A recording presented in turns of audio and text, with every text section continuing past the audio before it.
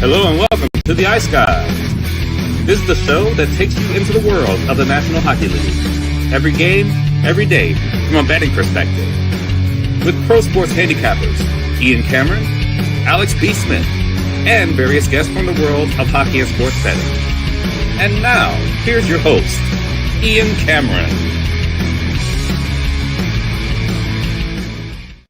Welcome to the Ice Guys. Monday, March 24th, Ian Cameron, Alex B. Smith, and Perlo back in the house with us on this Monday, where we have a four-game slate, but a very interesting four-game slate, and we've got games that certainly matter on this four-game slate. We've got teams galore that are battling for their playoff lives, battling for their season right now, so excited to talk about the four-game slate in just a moment.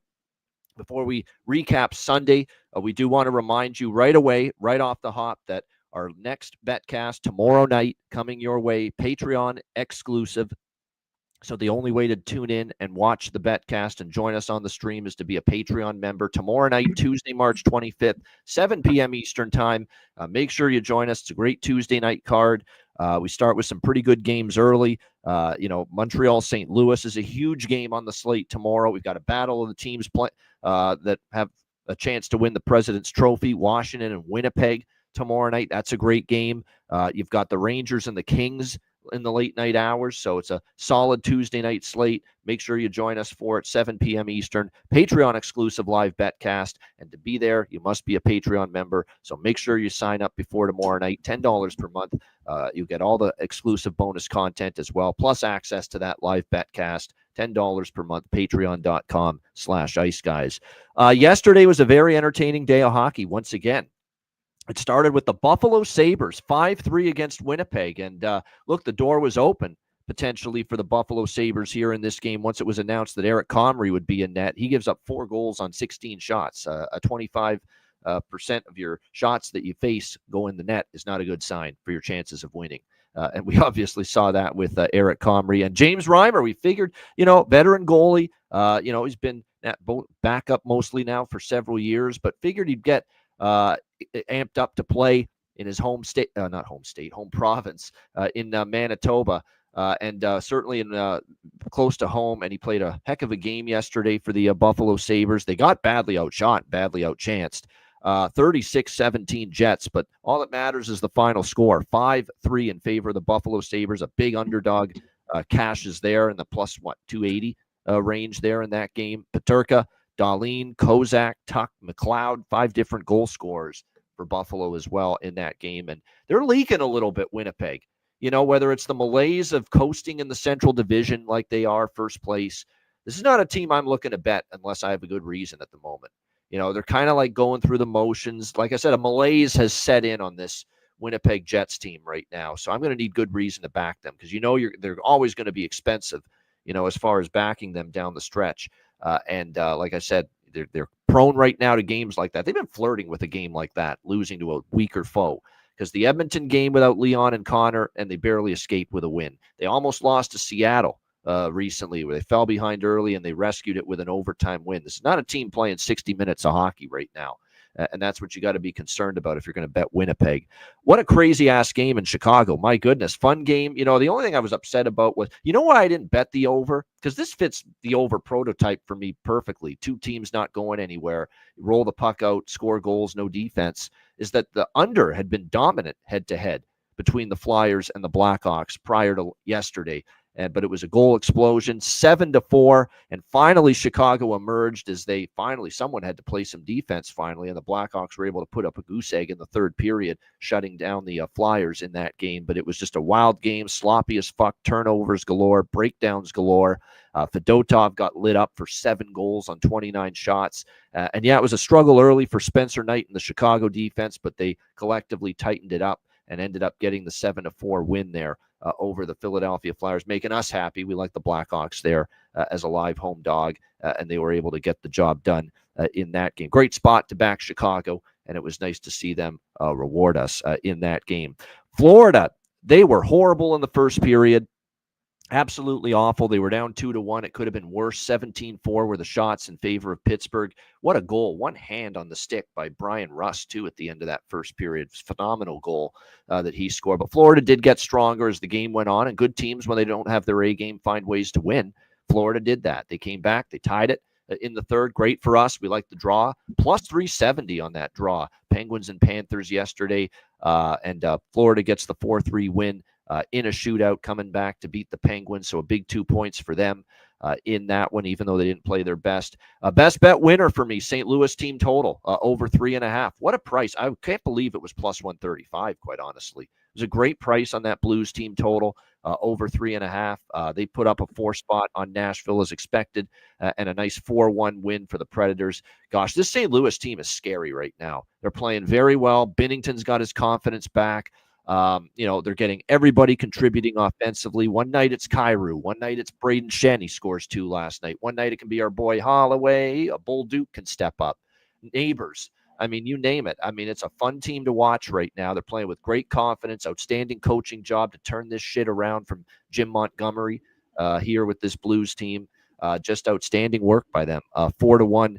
They beat Nashville for the second. No leads here. They put their foot off the gas against a weaker foe. St. Louis gets the job done against Nashville, as they should have, 4-1. We split the over by Fecta, but best bet with the Blues team total over cashes, which was great. This I was not expecting. Tampa Bay to be down 3-0 after the first period to Vegas, but that's troubling, because they lost to Utah the night before. Bounce back spot. They had played well against Vegas, but not last night. 4-2 Vegas. Now, Tampa Bay did come on after that rough first period.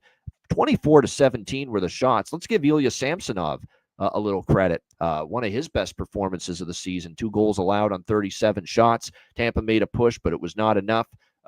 Vegas iced it into the empty netter. And thank you, Nikita Kucherov, at the end for making it 4-2. Saved me a push with the full game over in that game last night. So that was great to see that. But 4-2 for Vegas last night. Very nice homestand so far for the Golden Knights, pounding the Bruins, pounding the Red Wings, and then a very nice win against the Lightning last night. Carolina 5-2 against Anaheim. Strong bounce back from them after the debacle in LA. My man from my hometown here got it done, or got the first goal, Mark Jankowski. It's crazy how well he's playing for the Hurricanes. But they win 5-2. How about a 4-goal night for Taylor Hall with the Carolina Hurricanes last night? 4 goals, all of them in the third period. He gets 4 of the 5 Carolina goals last night. A 5-2 win for the Hurricanes. We lose the first period, Carolina bets, but we do cash the team total over for the full game. Alex had that as well. So Carolina does respond after the bad game in LA, beating Anaheim 5-2. And then Boston, LA, which I wasn't expecting to say much about this game coming into this show. 7-2 LA, as Boston's just horrible at the moment. They give up 7. The referees need to stop denying us a goaltender fight. Enough is enough. They did this with Binnington and Fleury in a Minnesota-St. Louis game, and there it was last night. Husnudinov was getting into it at the other end of the ice with Kemper, and apparently that set Swayman off. Didn't like it. Stay away from one of my teammates. Went to center ice to challenge him. Kemper responded, accepted the challenge, and they were ready. They were ready to go, and unfortunately the refs and linesmen were not ready for them to go. Very disappointing. It's just one of these deals where let them get it out of their system. People want to see it. And if the goalies are okay with getting involved in a fight, let them go at it. It's that simple. Yeah. But unfortunately, once again, we are denied of it. Here's a very funny thing about that whole incident.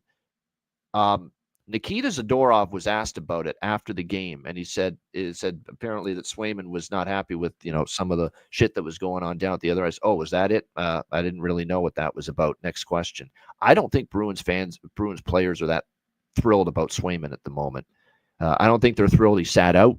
I don't think they're thrilled he missed training camp to get the money, the big contract, and I certainly don't think they're thrilled about his performance this year for this team, considering he sat out, considering he missed training camp, demanded the contract he got, only to have an abysmal season, really.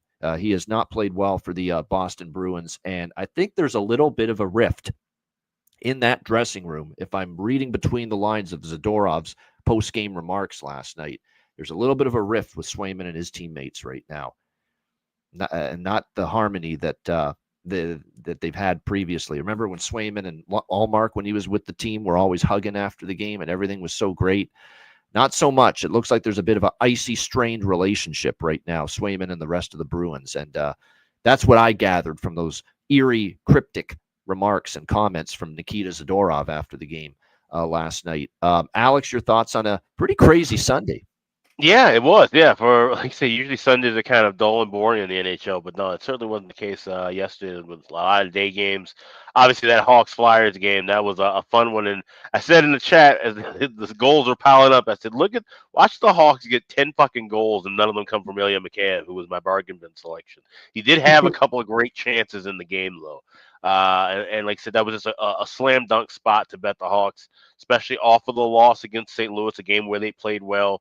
Philly now 1-11 on the second leg of back-to-back, something to keep note. I think they have 1 or 2 more left moving forward in the rest of the season.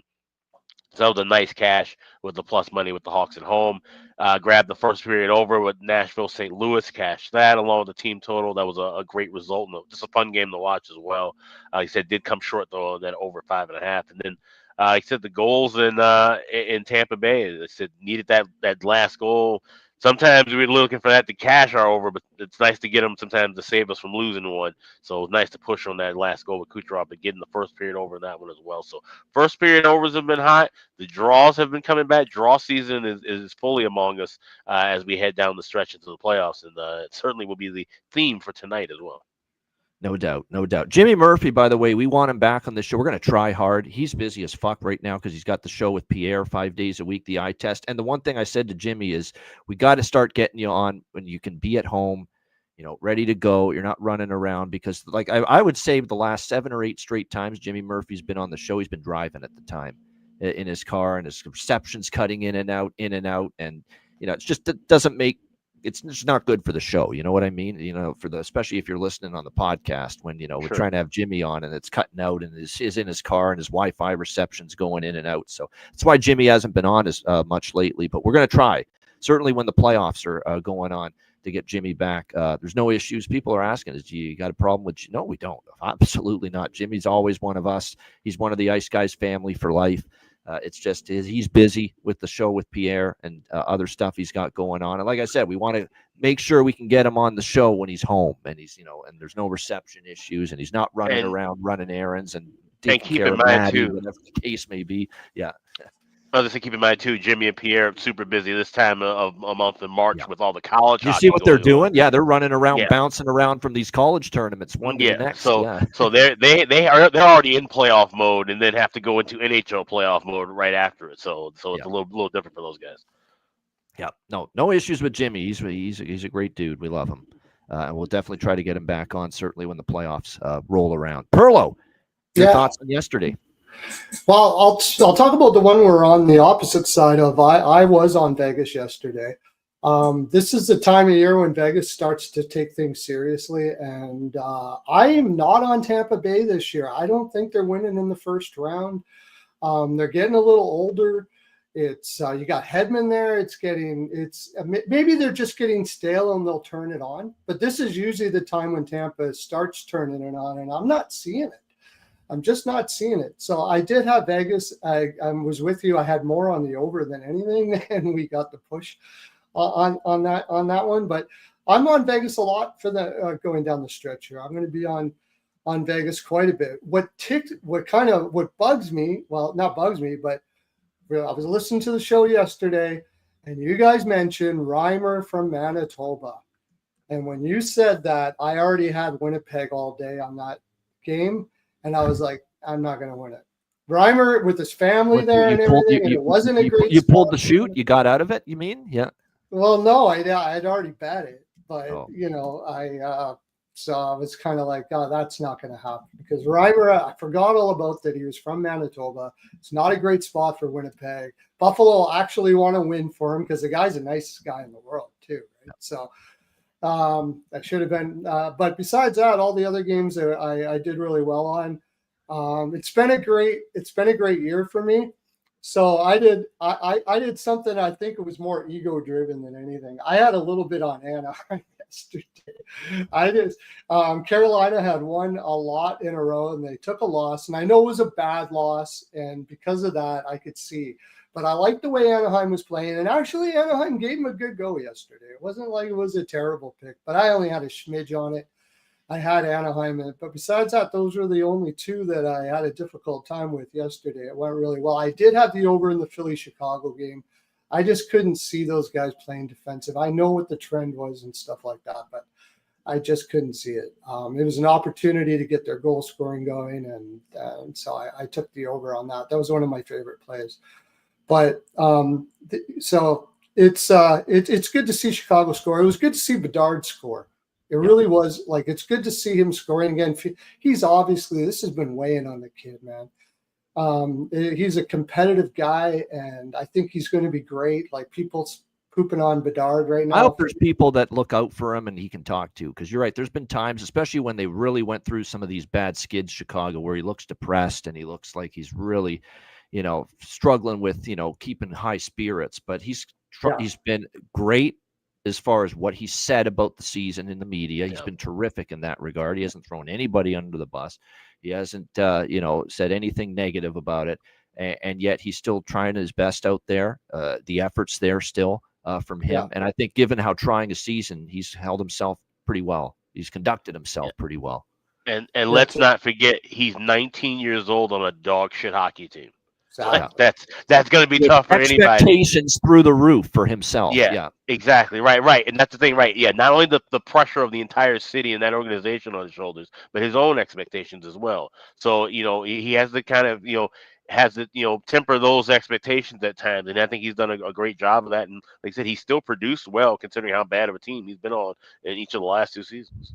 Yeah. Look at the line mates they've been giving him too. Dickinson. Well, I mean, and that's the thing. There's no consistency. The blender, the Anders Sorensen blender, is far crazier than anything we ever saw with Quenneville or Carlton. As far as the Hawks goes, like he can't keep a line straight for a fucking period at this point. I don't know what he's doing there. He's losing his job. He doesn't know what he's doing either. That's why he's going to be gone in 11 games. Yeah, he's losing his job is what he's doing. Yeah. He's got to go back to the American League. Yeah. Talk about hard to watch. I had the Kings everything. That was my best play yesterday. I always have the best play on games that nobody cares about. But I like the Kings hardcore there. But talk about hard to watch. Watching Pasternak right now, man, it is hard to watch. Dude's checked out. I agree with that. I think he's been horrific lately. Horrific. It's not him. It's understandable. How do you get up for these games right now with the teams he's played with, and Bergeron leaving and Marchand leaving, and oh man, it's really hard to watch. I feel for I don't blame him at all. It's a tough spot. Yeah, I cut him some slack anyway. I still think you're one of the veterans, you're one of the leaders. You got to play better. You got to show up every night. But I cut him some slack. All his the players he's grown up with, essentially with the Bruins, they're all gone now for the most part. So it's tough sledding right now for the Boston Bruins, as has certainly got even worse from what we saw Sunday. Thought losing to San Jose was bad, and then you get drilled. I know LA is a good team, especially at home, but absolutely thumped 7-2 last night in that game. So the New Jersey Devils, as we transition to Monday, will be playing their first game since this little episode happened after Saturday night's loss to the Ottawa Senators. We'll roll it right now. Kovacevic just mentioned to us that he thinks the team kind of needs to have that playoff mentality going down the stretch. Is that something Kovacevic just needs to play better? That would help.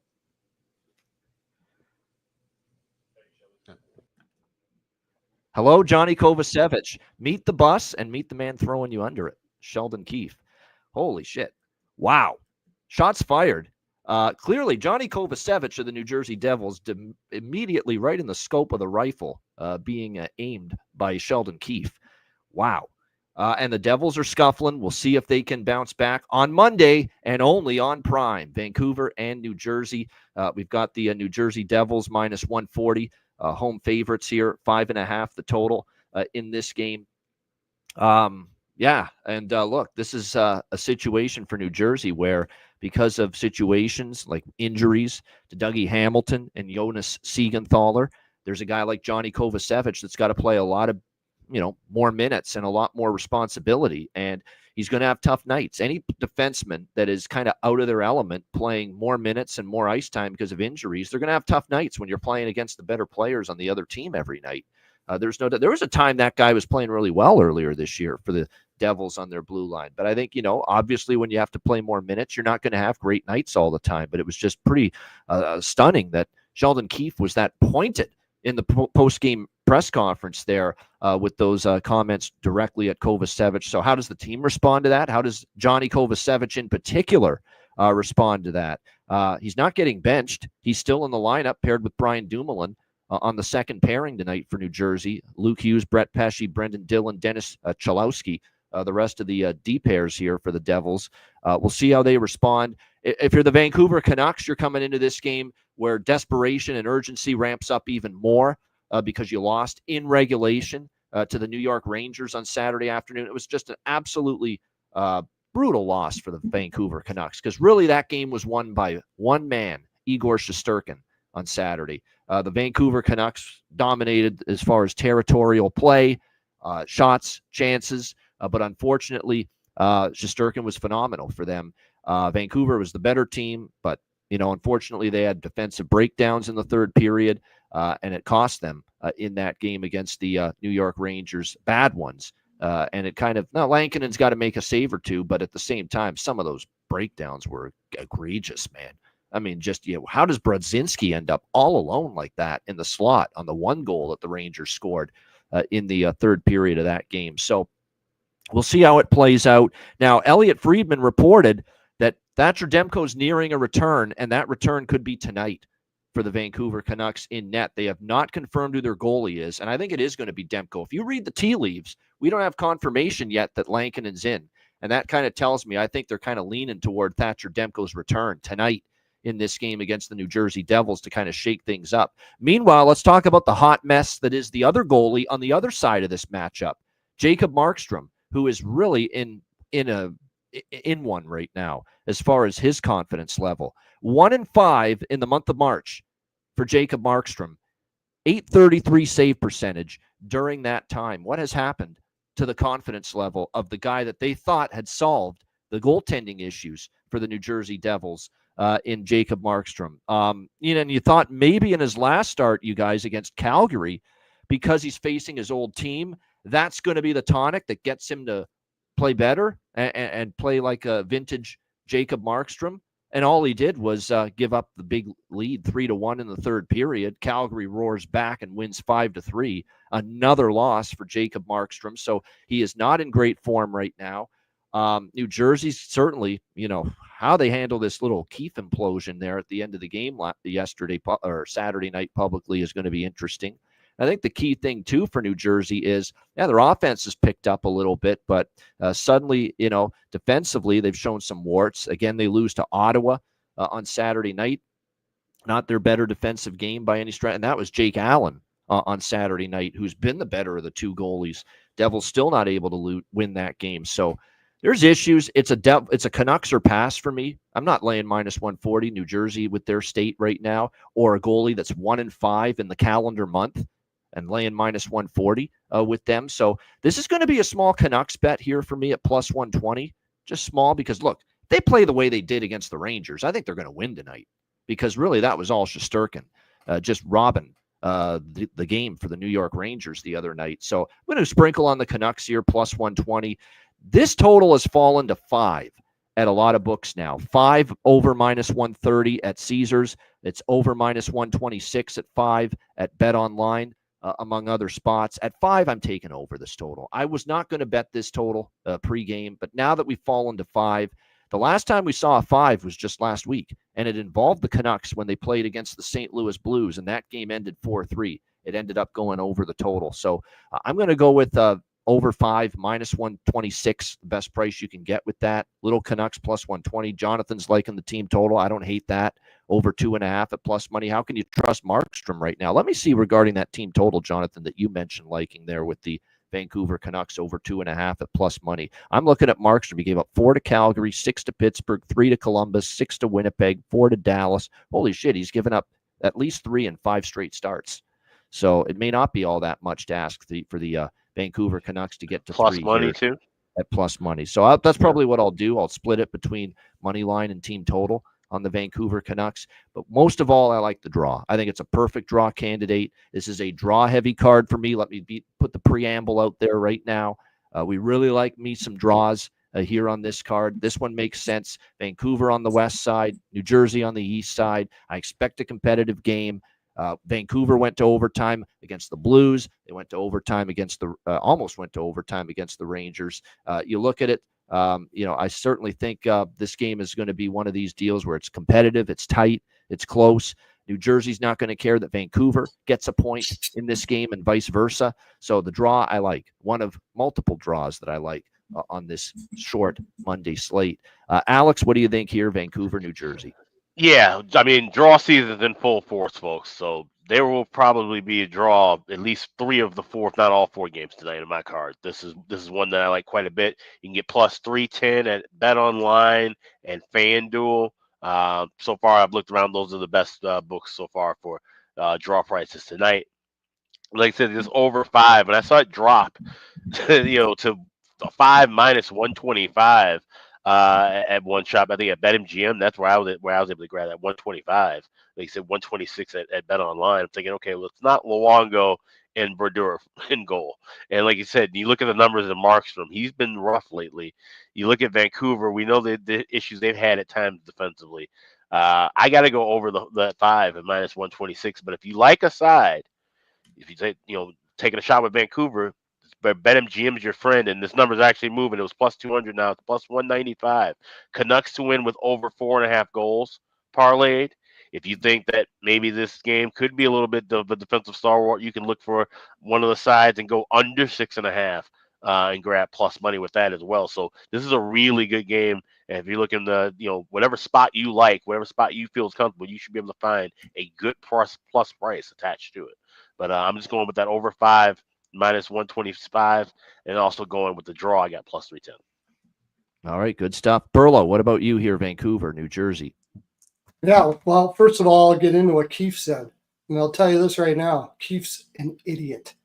Kovacevic is the best defenseman on their team. He has a .02 goals against percentage, better than any defenseman out there, and all of their players know it. You are an idiot. And you really care about winning this game? Really? You care about winning this game? You're putting Markstrom in this game and you care about winning this game? You're an absolute worst coach in the league by far. And I'll tell you what's going to happen today. They're going to come out and they are not going to be playing for their coach. They're going to be playing for Kovacevic, but they're going to be playing sad because they know that was a stupid thing to do, to call out their best defenseman in public like that. I don't like coaches doing that to anybody, quite honestly.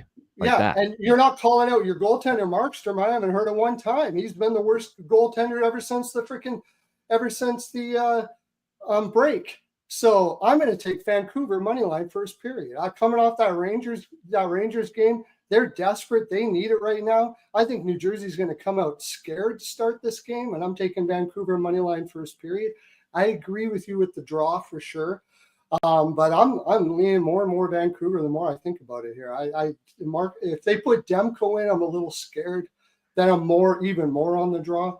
But Vancouver money line first period is going to be my first play. I think they're going to get lots of shots out there. Without Pettersson and Höglander, there's going to be lines that aren't used to each other, so they're not going to be playing like they normally do in Vancouver. Tocchet doesn't like them just taking shots. He likes them to look for spots, but with this lineup changes, I don't see that happening. I see lots of shots.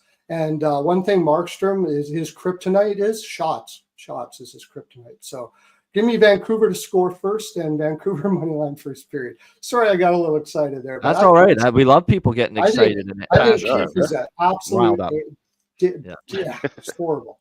So Vancouver first period, Vancouver take the draw. And it's a 5 with Demko being new and all that kind of stuff like that. I'd probably lean the over as well. I got a couple props here. I take Hronek over assist at plus 190. Anything Besser right now. He's basically hot, and he's the only guy that's going to be shooting out there. and of course Hughes. They're going to be going back to Hughes a lot here in this game without Pettersson and Hoglander in there. So, Yeah, this is Amazon Prime tonight. This game, Bailey. Yep, that's the Prime game. There's only 3 Prime games left. 4? No, actually 4, because there's 4 Mondays left. So 4 Amazon Prime Monday night games left, and this is the game for tonight. We didn't mention the second period over too. I like that. Oh yeah, that's right. Yeah. Oh yeah, I'm not touching first period over, because New Jersey's No. like 10-2 to the first period under. Then their games, that's where the goals have happened. Yeah, second and period third over. period. Whether Yeah, they and you lie can get better, that. they're getting. You can get a pregame minus 122 and over 1.5 at FanDuel. So I will be adding that as well. That the heavy runs for both teams the second period over. So don't mess around with that one. Grab that pregame at that price. You certainly won't be able to find that in game, especially if you do have where there's already goals in the first period. Yeah, no doubt. That's got my second period gift and over 1.5 parlay written all over it for me, in that probably in that second period, no doubt. The 2 Devils first period overs were with Markstrom as John. That's the one thing about the first period. So I had it. I was going to take the under, and I was set only if Allen is in. And knowing Keefe, he's not going to be smart enough to put Allen here. You got Chicago tomorrow. You can put Markstrom in against Chicago next game. Why the hell would you not put? Makes sense. And let him build his confidence. Yeah, you know? that's He's right. an idiot. Anyways. It's you know what they're doing. There must be some pressure saying we paid this guy. He's here because we think he's clearly the best goalie we've got on paper. We've got to let him get these big games for us and see if he can work through his struggles. That's not how you do it. That's a good point. That's a good point, and that rolls firm with the team we're going to talk about a little bit later too. I believe the same thing's happening somewhere else. Yeah. Yeah, I mean, it's fascinating. I'm going to do something fun, something small here for this game. We're going to do the Hughes Bowl parlay. Now, so of course, there's no Jack Hughes in this version of the Hughes Bowl, but we have Luke and Quinn, the 2 defensemen, 1 on each team. I'm going to do a point parlay for them and a goal parlay for them. Just small bets, just something for some fun. Maybe even an assist parlay too, because I've got the goal parlay, got the point parlay, maybe the assist parlay. I may go point in this. Yeah, I may go assist. Yeah.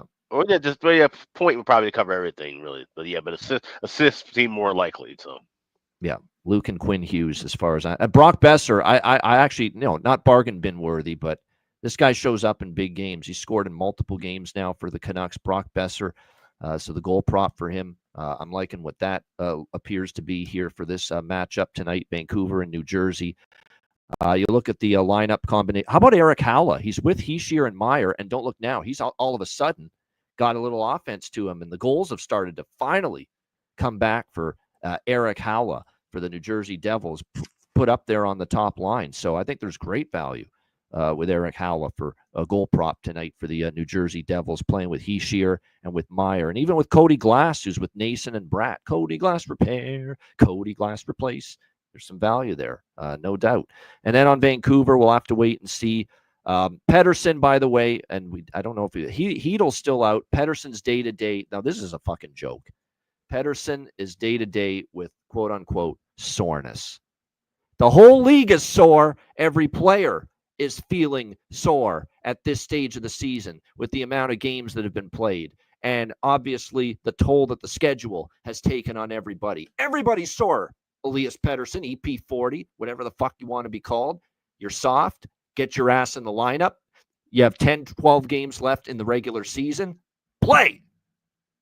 Play the game. You're getting paid well enough. Play the game. This soft, pansy, no backbone shit from him. Get it out of here. Canucks don't need it. Play. Show some goddamn guts. Wonder if you sound like Miller right now. Yeah. Yeah. Maybe Remember that's last the year reason in why. the playoffs? Tocchet kept on saying he's banged. He never said he had a serious injury. He said he had a strain or something. So you got a good point there. It's ridiculous. And and hockey players are tough as fuck. Not that guy. Soreness? Your team is battling for their lives, for their season, guy. Yeah. Get in the lineup. There's no thinking twice about it. Yeah. Get in the lineup. Play. Yeah. I completely agree. I've had enough of that Totally guy. agree. Totally had enough. And I know Canucks fans have as well. All right, Columbus and the New York Islanders next up. We've got the New York Islanders here about minus 130, home favorites, the total 6 here in this game between these two teams. You look at it, and by the way, that fucking guy left in the third period, just took his ball, went home, didn't come back in that Rangers game either. And look at how things, ended in that game. Sick of it. Sick of the bullshit. Sick of him. Sick of his soft pansy attitude. And doing jack squat on the ice for the money he's getting paid. Anyway, Jackets and Islanders. Squad deuce from that guy. Anyway, that's enough. Jackets and Islanders. The total is 6 here in this one. So we know the Jackets are struggling, right? It is definitely a leap of faith to back this team right now. They haven't had a good run. There's no question. It's certainly been a struggle at this point in time for Columbus. And it's a combo of things. First of all, I do think there's an element of it's a young group. They're in the pressure cooker of a playoff race for the first time, maybe not handling it very well during this 6-game losing streak.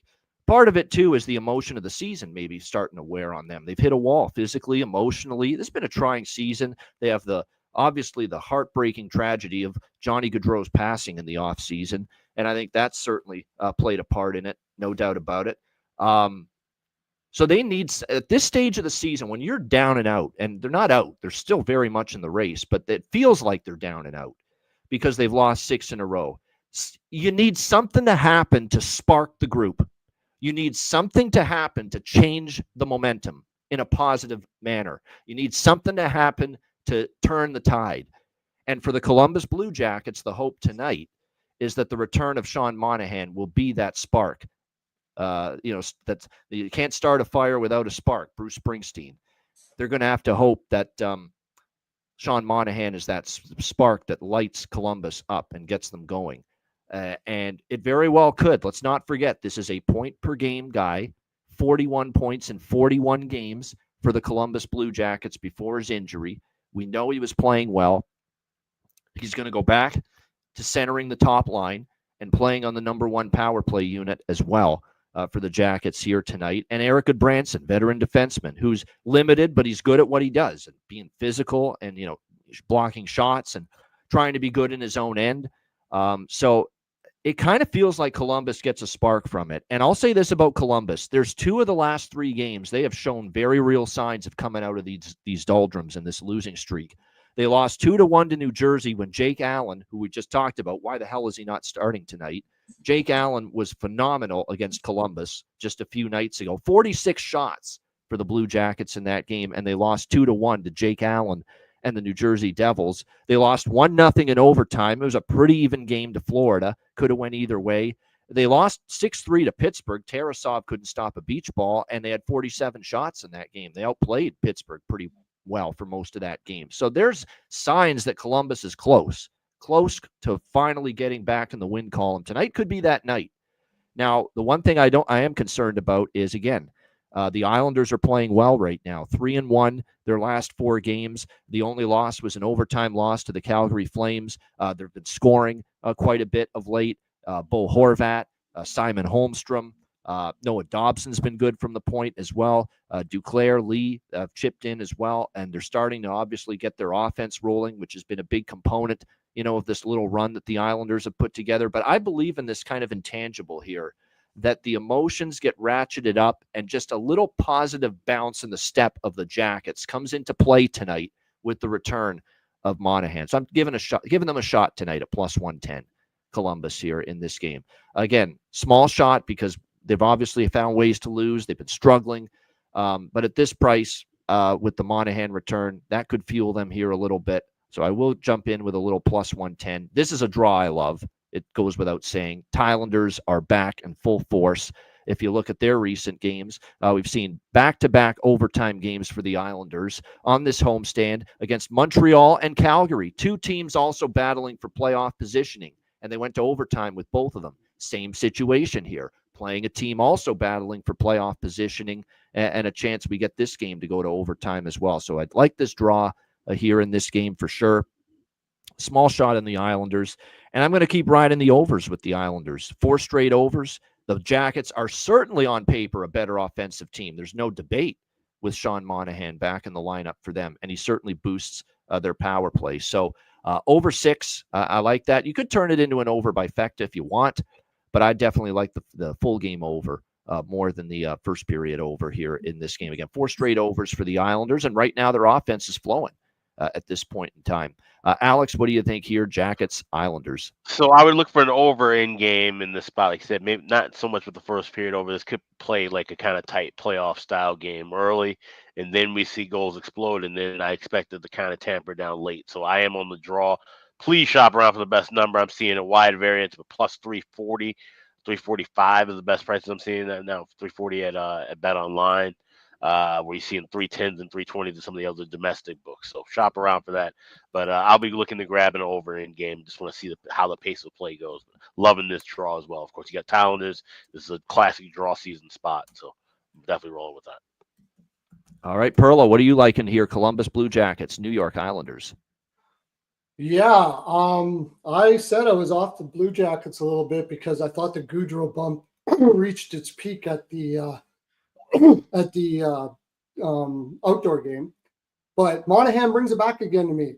You got to hope this is the emotional bump now. Monahan coming back. Yeah, this is the emotional back. You think he's coming back and saying, "What are we doing this? Why? How did we get here all year? We're playing. You know who we're playing for? We're playing for each other. We're playing for Johnny, and let's get that energy back in again." He's a leader. He's a vocal leader, and I think that you're right. I think you're going to get a big energy here. This is where I kind of disagree with you guys on the first period over. I like the first period over because if you are going to get a bump like that, if there is going to be excitement and some rah in that dressing room, they're not going to be going, "Yeah, let's go shut down the Islanders." You know, they're going to come out barreling. They're going to want to score. Right. So I kind of lean the Columbus Blue Jackets first period money line. The only thing I don't like about that is the Islanders lately have been kicking butt on first periods. But because of that, I like a little bit of both teams to score. I'm going to go the trifecta here. Trifecta. I'm going to say both teams to score. I think Columbus scores first. New York Islanders wakes up, pushes back. And I do like the over in this one. And I said when Monahan came back, I was taking Columbus. And I'm taking Columbus, and I am all over that draw as well. I would even go 3-3 correct score or 3-3 correct score on that one. I could see that because I do agree with you. I think I actually think it might slow down later because once it starts getting to that draw time, they're not going to want to. They're really going to be much more defensive and not take as many risks because I think they'll want to take the draw. They'll both want to get the draw here. Early, though, I think they both have it in their mind that they want in regulation. But as it gets later in the game, they're not going to want to lose the point. So I could see it being a draw. That's what I see about the game. That's draw season in a nutshell, right there. Yep. Yeah. There's no doubt. Yeah. No doubt. It's a very fascinating game for sure. And I like Holmstrom again for the Islanders. Bo Horvat, let's give him credit. You know, first when he got there to the Islanders, pretty quiet, but 3 goals for him in the last 2 games, a 3-game point streak. So Bo Horvat props clearly. They make some sense here as well. Like I said, Holmstrom's been kind of the player I've been targeting for the Islanders. We'll see how Monahan goes in his first game, in this one. But don't sleep on Adam Fantilli here. Adam Fantilli, I believe, if I'm not mistaken, against the Islanders. I think he's had some success against them previously earlier in the season. But either way, he kind of now Monahan is back, so he slides down to the second center and maybe feels maybe a little bit more comfortable there. But there's definitely one of these deals where I think even though Monahan's back and you want to think, Monahan props. Don't sleep on maybe that second line. Maybe the defense gets loosened up because now there's more focus on Monahan playing on that top line tonight for the Blue Jackets, where he will be alongside Voronkov's on that top line and Kirill Marchenko as well. So maybe that means Jenner, Fantilli, Johnson. Things open up just a little bit for that group tonight. So maybe that second line is the one where the value might be for the Jacket props as well, no doubt. And there you go, Kent Johnson with 3 goals in 4 games against Ilya Sorokin. So he's had success against this goal. Elvis Merzlikins and of course Elvis Merzlikins and Ilya Sorokin, your goaltenders, of course, in this game tonight. All right, Minnesota, Dallas. We've got Dallas minus 210 home favorites, 5.5 the total. We're putting Dallas in the drawer for now. That's it. All right, we're going to leave them alone. We're going to let them do their thing, good or bad or indifferent, but we're not backing them at these prices, at least in the near future. That was set up on a silver platter for them against Philadelphia, with Peter DeBoer getting a little upset about how they've just not been playing their best recently. And yes, they had the 2 goals early, but they didn't play good at all, in my opinion, in the second and third period of that game. Philly comes back and ties it, and they need overtime, and a big gaff by Ersson in overtime to set up the Thomas Harley game-winning goal. We're not interested right now in Dallas at minus 210 for the moment. Do we want to take Minnesota, though? They're still banged up. That's the problem. The answer is no there. I don't fully trust the Wild here. Gustafsson and Ottinger, by the way, confirmed in net. Jonas Brodin looked like he might be back, but nope, still out. Shocker. Marcus Foligno still out. Eric Sinek and Kaprizov still out for this team. So still very much banged up. The good news is Marcus Johansson, they do get somebody back. He will play here for the Minnesota Wild tonight in this game. This one is nothing on the side, nothing on the total, but give me another draw. 4 straight Dallas Stars games have gone past regulation. And if you look at Minnesota versus Dallas, also this year, entering tonight's head-to-head matchup, and you look at the fact that back in December in Dallas, these teams played, and it was a 3-2 overtime win for Minnesota. That game would have cashed the draw. They played back in Minnesota in November. That game did not go to overtime, but it almost did. Dallas with a 2-1 win in that game. So I think this is a perfect draw candidate. Minnesota looking for every point they can get.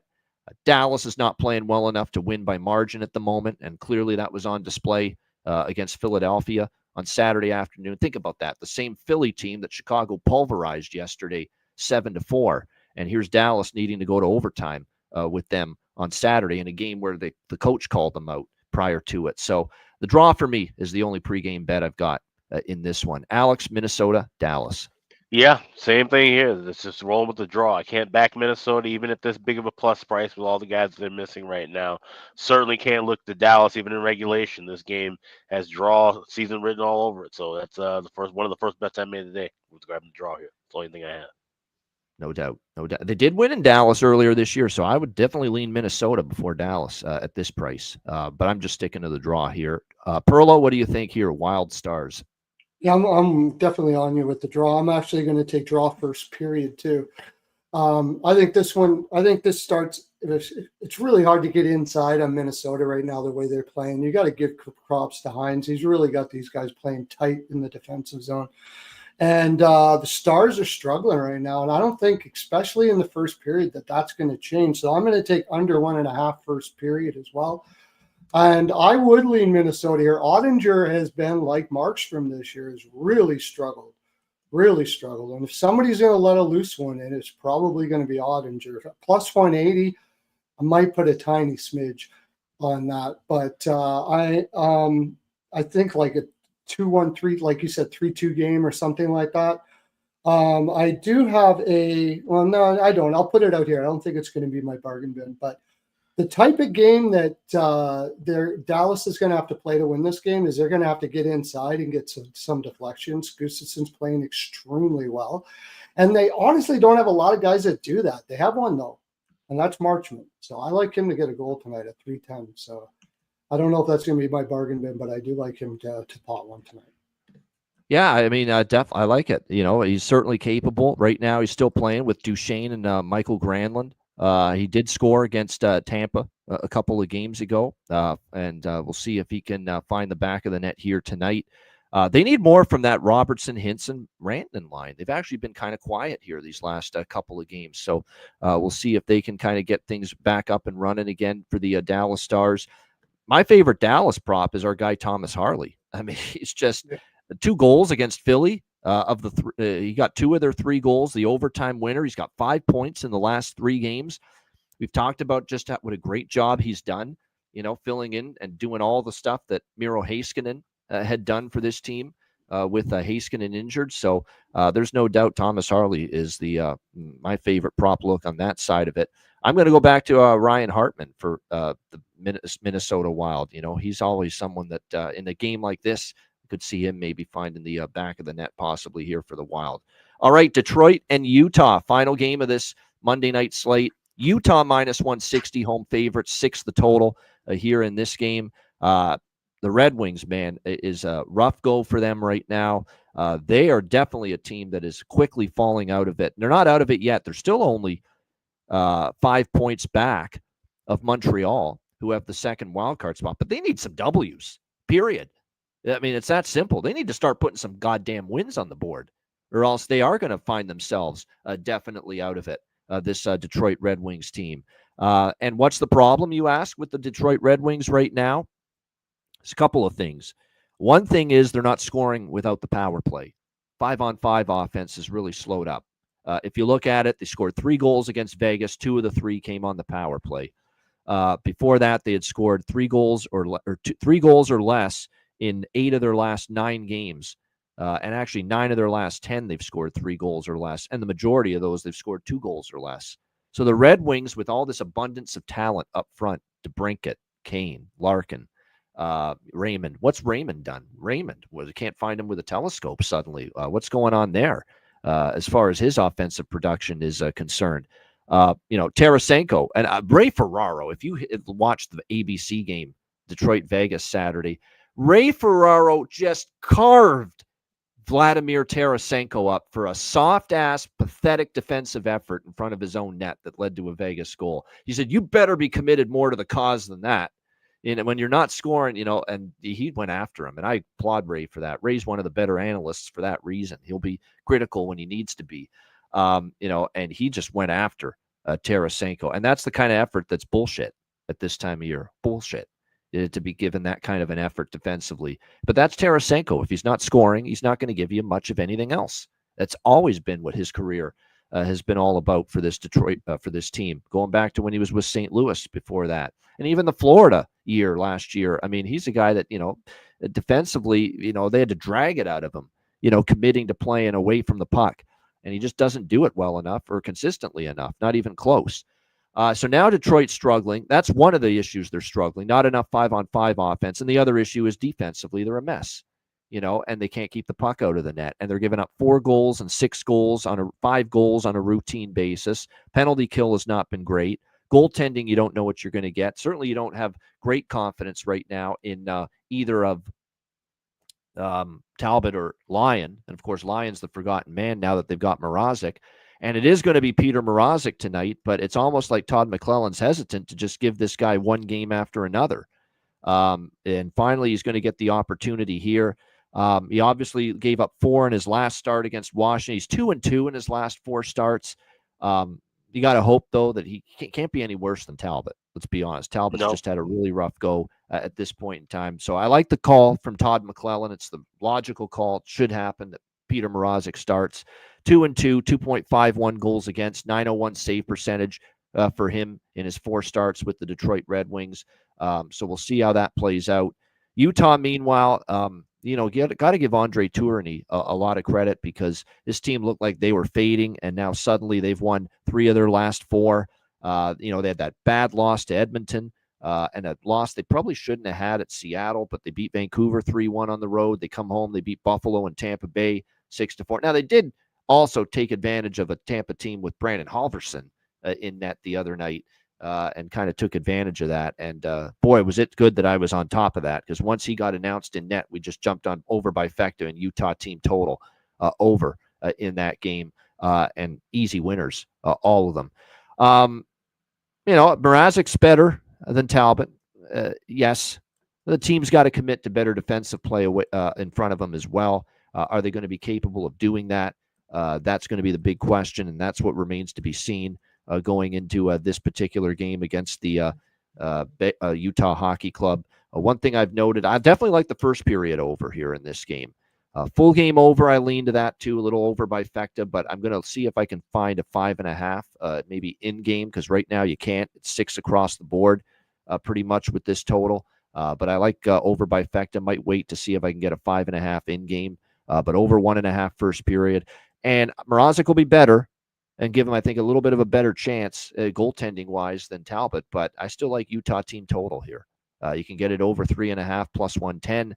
I find that's an offense that's playing great at the moment, certainly better when they got everybody healthy, and they do. You look at this Utah team, and other than, it's Connor Ingram, goaltender, and, Bortuzzo and Valimaki on the back end, up front, they're completely healthy right now, and it's shown with Cooley and Keller and Schmaltz and Gunther, and obviously Hayton, Krause, and look, Josh Doan scored the other night. Now that they got everyone healthy up front, they are a very capable offensive team. Vejmelka going to get another start. Vejmelka has started every game since February 22nd. So this is going to be his 14th straight start for the Utah Hockey Club in this one. And at some point you worry that, we saw 4 goals allowed to Tampa. We've seen now 3 goals, 4 goals allowed by Vejmelka, 3 of the last 5 starts. Like, the workload's catching up a little bit right now to Vejmelka. So that's another reason why I like the overs here in this game as far as the bifecta is concerned, along with that Utah team total. Alex, what do you think here? Obviously, it's another huge game on the slate tonight. This is for a 4-game card. You've got playoff implications with all of them, but especially the 3 of them, which we like to draw in, especially the Canucks game. And the Stars game, I like the draw in. But this is the one I did not like the draw as much in, because I think Utah could get it in regulation, because I don't know if Detroit defensively is good enough to hold up for 60 minutes. But even this one, the draw is not a crazy option, in my opinion. I just don't like this draw as much as the other 3 games we talked about. Alex, what do you think here, Detroit, Utah? Yeah, we're in agreement on that. This is the weaker of the 4 draws. I do have a piece at plus 330. But like I said, this is a spot where it's a tale of 2 questionable stories as far as goaltending is concerned. Of course, we know what's going on with the trio in Detroit, and they've all been a mess at the times. Mrazek's been the best of the 3. But then when you look ahead at what's going on tomorrow, where you got to play Colorado, if Mrazek's actually done well against Colorado, you probably should have stayed him for the Avs, and you should have ran Lyon tonight. But, like I said, it's just been kind of a back and forth deal with their goaltending. And like you said, with Utah, you talked about it with New Jersey trying to get their money's worth out of Markstrom. You think Utah's getting their money's worth already with that new contract they signed with Vejmelka? He's played damn near every game since he signed that extension. And, you wonder, okay, if Utah falls out of the race officially, you got to give him a rest at that point then. But even if you get back in the race now, how are you able to pace this? Say you go on a heater and he continue to start him. He plays with the last 20 of the 22 games in the season, and then he goes right into the playoffs. So Utah setting himself up for a mess one way or the other, in my opinion, when you're running a goalie like that. This is a game where I like the over bifecta, but I'm going to grab it in game. Like I said, look for a 5.5. Try to get a little bit of a better price on the over 1.5. I don't think we're going to get a goal in the first 5 minutes. Maybe I jump in and grab that, at the beginning of the game if I feel like I wouldn't be able to get that 1.5. This is a great live game, and I definitely think this could be like the other games we were talking about, have the potential to go past 60 minutes. You said it. Someone said it. There's no defense. Bruce, 100%. Ben Sherratt's a good defenseman. I like him. He's from Hamilton. How can I not like him? He's not a top pair guy, though. He is not a top pair defenseman. He's a good player, but he's not a top pair defenseman. They're trying to plug square pegs into round holes right now and hoping they fit on this Detroit blue line. They don't. Ben Sherratt's not a top pair defenseman. He's not. Sider has fallen off. He's another guy that doesn't play hard enough in front of his own net. I mean, in terms of physicality, taking out the opposing player. He's prone to breakdowns. He has not been quite as good since that very first year, that rookie year. And there's been something missing from Mo Sider's game since then. He should be a top pair defenseman, but he doesn't always in his own zone defensively play like that. Simon Edvinsson's got a lot of potential, but he's a young kid, and I like the kid, but he's still growing. That's a lot to ask of him in a playoff race like this. Simon Edvinsson. Justin Hall's not a second pair guy. Sorry, he's not. Justin Hall is not on a cup-winning team. This guy barely cracks the lineup. Maybe he fits as a 6th defenseman on a cup-winning team. Maybe a 6th defenseman. He's not a second pair guy. Not with anybody that's any good. And that's the problem here. Justin Hall's not a second pair defenseman. He should be a 5th, 6th defenseman at absolute most. And then you've got Jeff Petrie, who's slowing down. We know, his best days, probably are behind him. And Albert Johansson, who just got called up to the team a couple of weeks ago.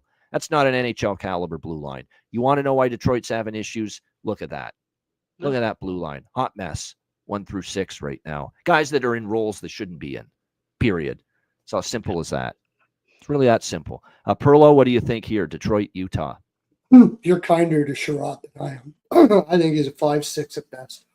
Yeah, certainly not a top pair defenseman, and that's where he Definitely fucking not. is on this team. Definitely And I not. like the kid. He's from my And you know team. what? He's a veteran Yeah. there. How do you like? I love Stevie Y. I had a poster of up on my wall. Everything. I still think he's probably. I don't understand the Sherratt thing. He's supposed to be a veteran. What do you do as a coach? You say, yeah, there's Sherratt. Just don't do what he does. Okay, just do the exact opposite of what he does. Yeah, they're young, they're green, they're in the middle of a playoff race where they. Stevie Y said that if they made it interesting coming down, like if they were close, that was a success this year. They heard that, so they've succeeded already. I love Utah here. I think Utah wins this. I like the over too, because I do think Detroit needs this game. Needs. This is like the game for them because they got Colorado tomorrow. And going on what Alex said there, why would you put Mrazek in now? Because the season's done if you don't. That's why. That's why you put Mrazek in now, and they know it. And it's done. Utah team total over. I love the over here because, like you said, Vemelka, good soldier, but you can't be playing this much. And Detroit is going to try as hard as they can. And like as you mentioned, they have no defense. They have a good power play, Detroit. That's the one thing that's been good. The power play. What are they going to do? And the power play. What are they going to do if they're going to try as hard as they can? Are they going to go shut down Utah? No. So I like over 6. I like team total over for Utah, and I like Utah probably in regulation. But I'm going to do like I did in Colorado, the Colorado-Montreal game. Utah is young as well. So when it gets down to it, I could see them getting pretty shaky in the third and maybe Detroit coming back here. So I'm going to take the draw and Utah in regulation, which is a weird combination. But if Utah gets to hold it off, they do. If not, if they get shaky and they're nervous and Detroit pots a couple or they give up, they start holding on to people and Detroit gets a power play, then they're probably going to score. So I could see both of those things happening here. All right, good stuff. Great stuff. Great analysis as always from Perlo. As far as the props here in this game, there are still a few that I'm interested in on the Utah side. Josh Doan. I mean, I'm telling you what, Josh Doan. I've liked where his game's at. He scored the other night for them in the game, and certainly going to probably, I think, get some more opportunity, which is good to see. We'll see if that continues moving forward. For Detroit, look, you look at the lineups here for them. Larkin, Raymond, Kane, DeBrincat, they've got to be the guys. Those are your top offensive players. Those are the guys that have to get it done for you. Are they going to be capable of it? That's the big question. If you're looking for a value shot for Detroit, I'll give you one here because he's up there on the top line, Michael Rasmussen. Right now, Todd McClellan's got him with Larkin and Raymond on the top line for the Detroit Red Wings. So there's definitely some value with him tonight. Doesn't mean he's going to score, but you're getting a good price for a guy playing on the top line with him. All right, great stuff. Shout out to everyone in the chat. Hit the like button. We appreciate over 500 viewers live watching on all the platforms. We appreciate that very much. And we appreciate all our Patreon members who will be joining us, or at least invited to join us, for our Ice Guys Patreon exclusive live betcast tomorrow night, Tuesday, March 25th, 7 p.m. Eastern Time. You must be a Patreon member to join us on the betcast and watch it live. So make sure you sign up. It's only $10 per month. That's it. And with it, you get access to all the bonus content, all the Patreon exclusive live betcasts, including tomorrow night. Our, of course, goalie charts, totals charts on the Patreon page, our daily betting cards, sides, totals, player props posted each and every day on the Patreon page. Live chat room is now up and running. Live betting chat room where we post some live bets. We're going to really start doing that going into April and throughout the playoffs as well. Definitely, personally, I'm going to be a lot more involved with putting the live bets there in the live chat room that's there for our Patreon members. And I love seeing the interaction. A lot of our Patreon members getting in that live chat that we've set up on the Patreon page and interacting, just talking hockey, shooting the shit. That's what it's there for. So we love seeing that. So make sure you sign up. Just $10 per month. Your subscription goes a long way to supporting the show and keeping it rolling long term. So make sure you sign up before the betcast tomorrow night. so that you can join us for it. $10 per month at patreon.com/iceguys. Also, check out the Ice Guys store, iceguys.myspreadshop.com. You got 2 days left for the free standard shipping on your orders. You hit the redeem button at the homepage, add all your items to your cart. Free standard shipping will be available to you at checkout. We've got everything in stock right now. We've got all the new merch in there as well. The Skinner shirt is back, all kind of stuff. So definitely check that out right now. 2 days left, free standard shipping. That's at iceguys.myspreadshop.com. There you go. Make sure you check it out, iceguys.myspreadshop.com. Take advantage of the free standard shipping. All right, we got best bets and bargain bin special of the night coming up in just a moment, right after we hear from our great Ice Guys sponsors.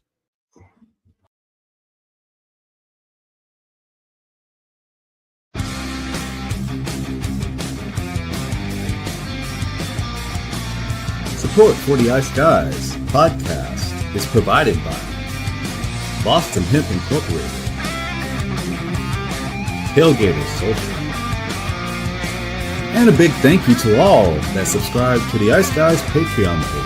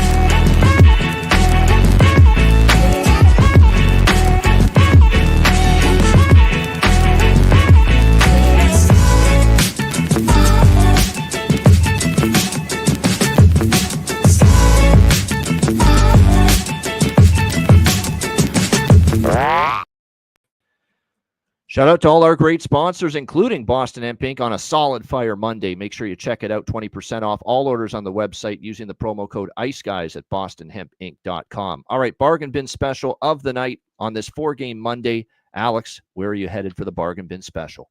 Yeah, let's go out to Newark, New Jersey. We got Vancouver taking on the Devils.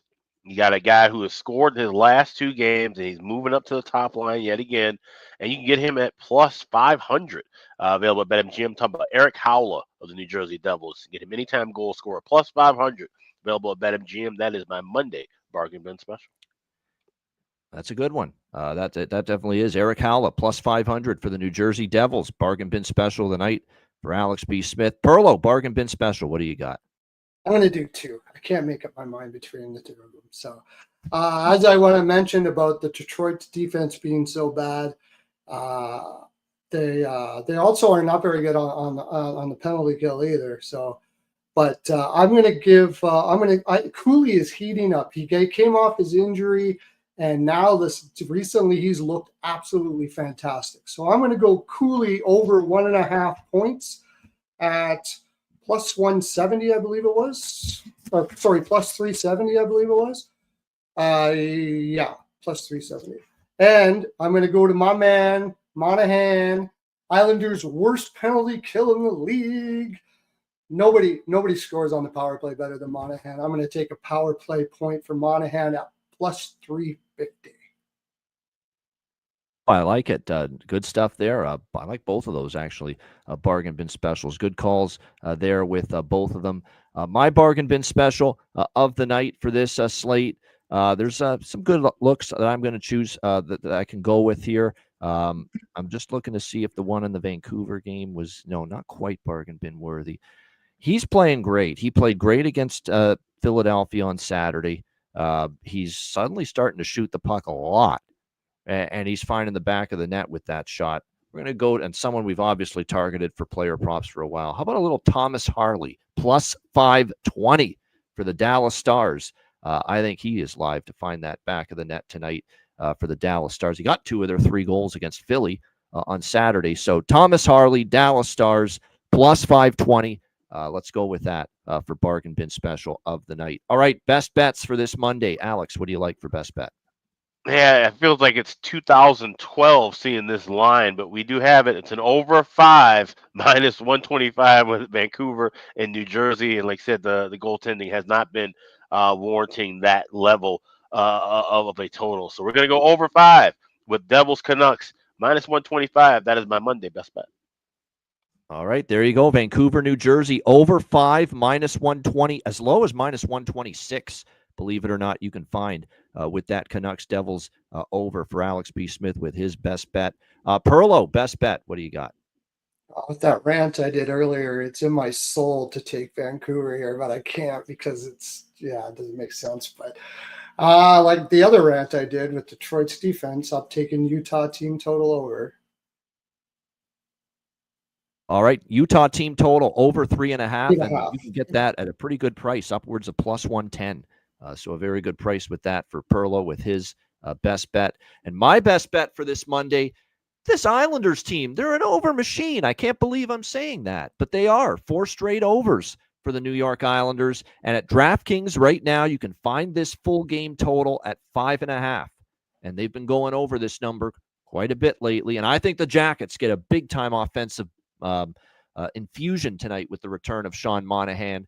I think 5.5 is just a little bit too low here. We're going to go with the Jackets and the Islanders over 5.5, minus 130, which you can find at DraftKings. Jackets, Isles over 5.5 for my best bet here for this Monday card. Shout out to everyone in the chat. Hit the like button on the way out. We appreciate it very much. And again, we're looking forward to a great night of hockey, believe it or not, for just 4 games.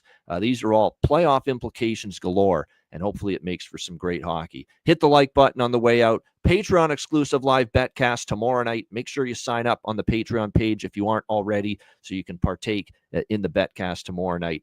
A reminder, the Ice Guys is live 7 days a week, Monday to Friday, 2 p.m. Eastern, Saturday and Sunday, noon Eastern. If you can't watch the show live, download the Ice Guys podcast in audio form on all major podcast platforms, Google Podcasts, Apple Podcasts, Spotify, Stitcher, iHeartRadio, Amazon Music, and more. Download the Ice Guys podcast when you can't watch the show live. For Alex P. Smith and for Perlo, I'm Ian Cameron. Have a great Monday night. Enjoy the games and good luck. And we're back with you tomorrow on Tuesday, 2 p.m. Eastern, for another edition of the Ice Guys.